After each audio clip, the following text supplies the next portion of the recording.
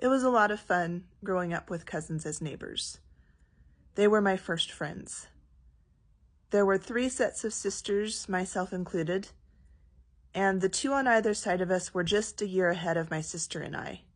So I would typically hang out with the girls that were a year older than me, and she would typically hang out with the girls that were a year older than her.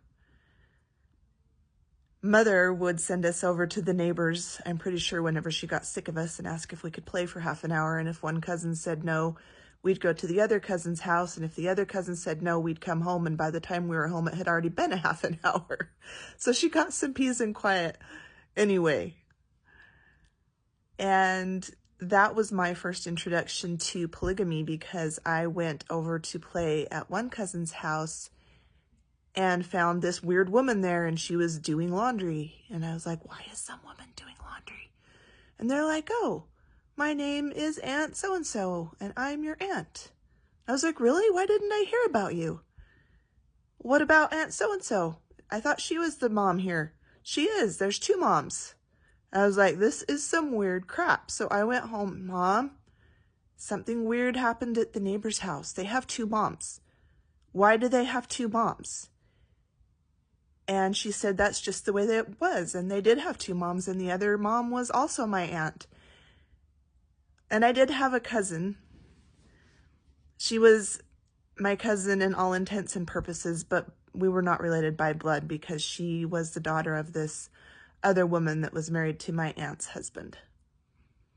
We got along, and then in 6th grade we had a bad fight, and we didn't get along for a long time, and now we're tentative friends.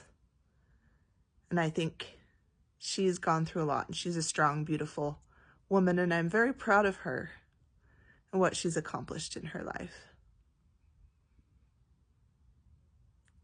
It was about that time I also learned that just because somebody was called aunt or uncle did not mean that they were my actual aunt or uncle. Father would call the superintendent of the school Uncle so-and-so. So I'm like, oh, are we related? Are his children my cousins? And they'd be like, no, this is a term of respect. So those are 2 of the things that I learned early on that were a little bit different, and it took me some getting used to. Eventually I figured out if their last name was the same as my last name, or my mom's last name, or my father's maternal line, then they were related to us, but if not, then they weren't. My mom's family was new to the religion, so from her side, there wasn't a whole lot of relatives